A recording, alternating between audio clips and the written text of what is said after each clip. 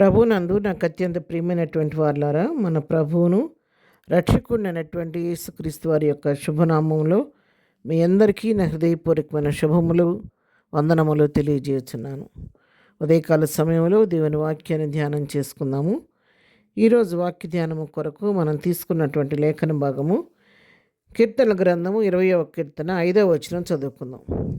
యెహోవా, నీ రక్షణను బట్టి మేము జీవోత్సాహము చేయుచున్నాము. మా దేవుని నామమును బట్టి మా ధ్వజం ఎత్తుచున్నాము. నీ ప్రార్థనలను యెహోవా సఫలపరచును గాక. ఆమేన్. ప్రభు ఇచ్చిన రక్షణను బట్టి జీవోత్సాహం చేయుచున్నామని, దేవుని నామాన్ని బట్టి ధ్వజం ఎత్తుచున్నామని చెప్పి ఇక్కడ భక్తుడు తెలియజేస్తున్నాడు. మూడవదిగా, నీ ప్రార్థనలను యెహోవా సఫలపరచును గాక అని మాట సెలవిస్తూ ఉన్నాడు. అవును ప్రియారా, మన దేవుడు మనం చేసే ప్రార్థన ఆలకించే దేవుడు, ప్రార్థనకు జవాబిచ్చే దేవుడు. ప్రతి వారి ప్రార్థన ఆయన అంగీకరించే దేవుడు, త్రోసివేసే దేవుడు కాదు. కీర్తన గ్రంథం 65వ కీర్తన 2వ వచనం చూస్తే అక్కడ దావీదు దేవుని ఏమని సంబోధించి ప్రార్థిస్తున్నాడో మనం చూద్దాము. ప్రార్థన ఆలకించువాడా, సర్వశరీరుని యొద్దకు వచ్చెదరు. ఇక్కడ దావీదు ఏమని పేరు పెట్టి పిలుస్తున్నాడంటే, ప్రార్థన ఆలకించువాడా, సర్వశరీరులు నీ యొద్దకు వస్తారయ్యా అని చెప్పని ప్రభువుని పిలుస్తూ ఉన్నాడు.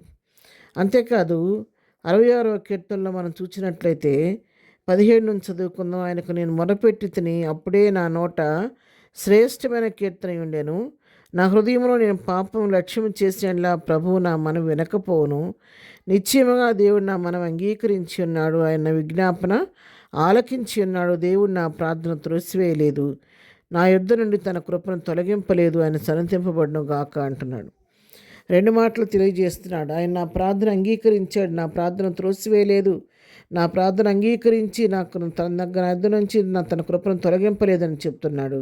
మళ్ళీ ఇంకో మాట కూడా చెప్తున్నాడు, నేను ఒకవేళ నా హృదయంలో కనుక నేను పాపం లక్ష్యం చేస్తుంటే ప్రభువు నా మనం వినేవాడు కాదు అని. ఎంత గంభీరమైన సత్యాన్ని ఇక్కడ తెలియజేస్తున్నాడు చూడండి భక్తుడు. ఏం లేదు, ఎవరి హృదయంలో అయితే పాపం ఉంటుందో వారు ఎంత ప్రార్థన చేసినా ఆ ప్రార్థన ప్రభు వినడు, ఆ ప్రార్థనకు జవాబు రాదు.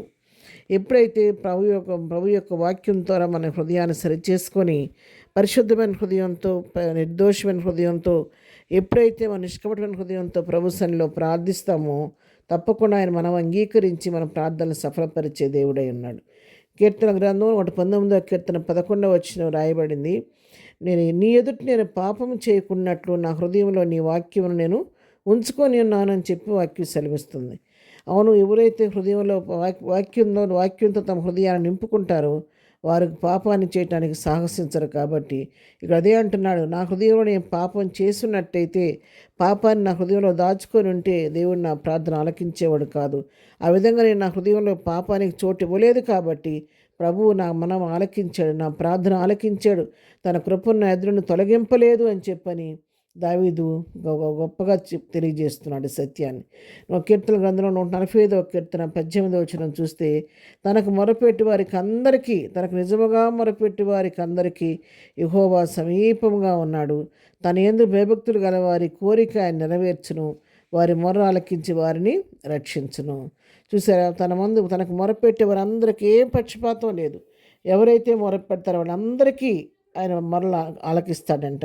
ఇంకో మాట చెప్పాడు, నిజముగా మొరపెట్టి వారికి అందరికి. అంటే మరి నిజముగా పెట్టే మొర ఉంది, మరి కొంత నిజముగా పెట్టని మొర కూడా ఉందని చెప్పని కూడా దీన్ని బట్టి మనకు అర్థమవుతుంది.